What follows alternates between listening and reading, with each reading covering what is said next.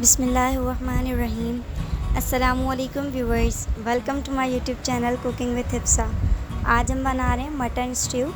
तो mutton stew बनाने के लिए मैंने यहाँ पे लिया है तकरीबन 750 ग्राम के बराबर बकरे का गोश्त। हमें चाहिए होगी 3 प्याज, मैंने इस तरीके से कट कर ली थी। 3 ही टमाटर जिन्हें हमने रफली चॉप कर लिया है।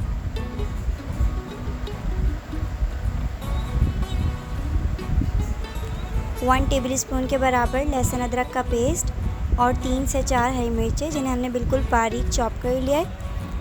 5 टेबलस्पून के बराबर दही, 6 से 7 मैंने लाल साबुत मिर्चें ली थी और उन्हें इस तरीके से बीच में से जो है तोड़ दिया था।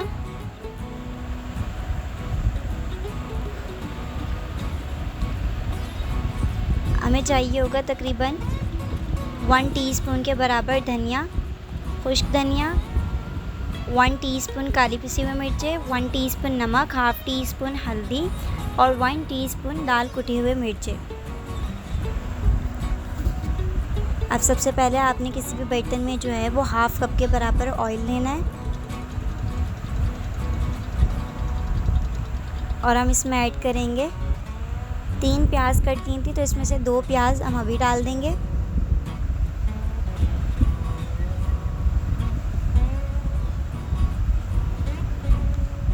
प्याज ऐड करने के बाद इसे मिक्स करेंगे और तकरीबन 3 से 4 मिनट तक प्याज को पकाएंगे और प्याज को जो है वो सॉफ्ट कर लेंगे।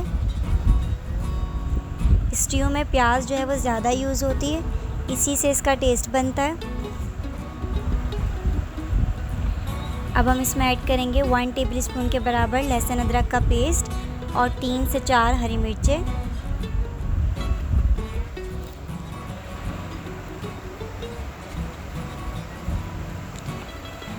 लहसुन अदरक का पेस्ट ऐड करने के बाद इसे 1 से 2 मिनट तक प्याज के साथ जो है वो फ्राई करेंगे।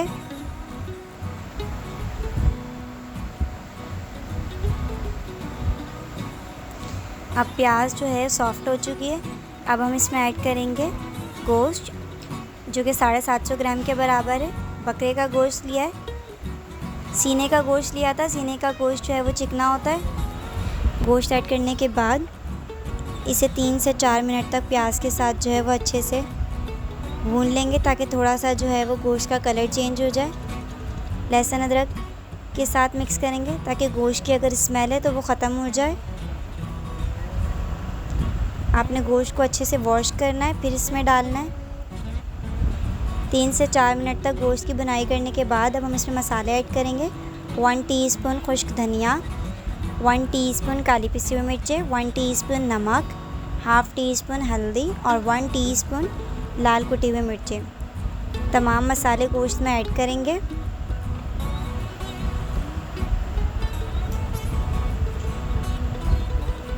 मसाले ऐड करने के बाद हम इसे अच्छे से मिक्स कर लेंगे और मसालों को गोश्त के साथ जो है इसकी भुनाई करेंगे।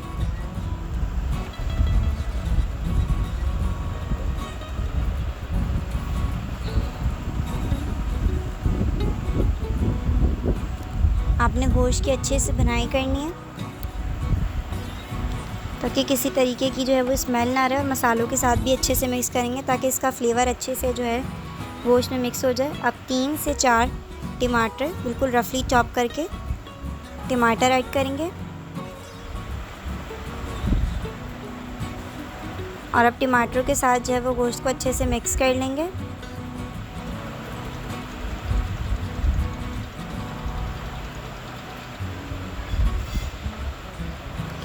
हमने बॉयल गोश्त नहीं लिया था, कच्चा गोश्त लिया था। तो एक दफ़ा टमाटरों के साथ जो है अच्छे से इसकी भुनाई करने के बाद टमाटर जो है वो पानी छोड़ेंगे थोड़ा सा, तो थोड़ा गोश्त जो है वो उसमें गल जाएगा।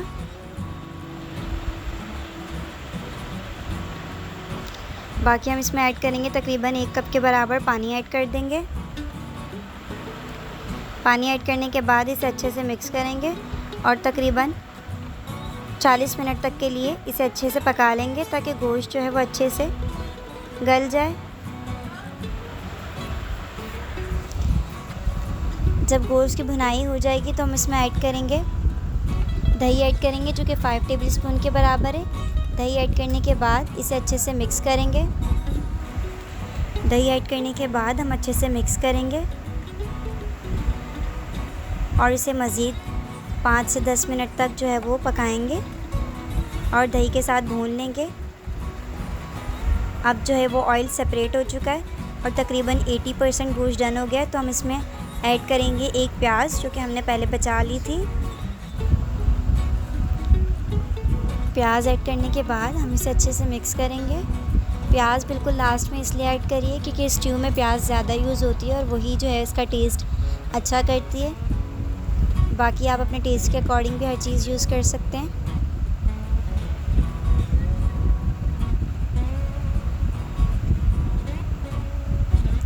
एक से 2 मिनट तक प्याज डालने के बाद इसको पकाएंगे। अब हम इसमें ऐड करेंगे तकरीबन 6 से 7 लाल साबुत मिर्चें जिन्हें मैंने बीच में से तोड़ दिया था।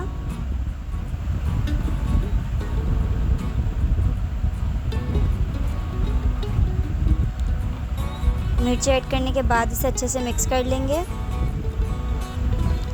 अगर आप यहाँ तक पहुँच गए और चैनल पे न्यू हैं तो चैनल को सब्सक्राइब कर लें और बेल आइकन को प्रेस करें ताकि मेरी तमाम आने वाली वीडियोस आप तक सबसे पहले पहुँचें।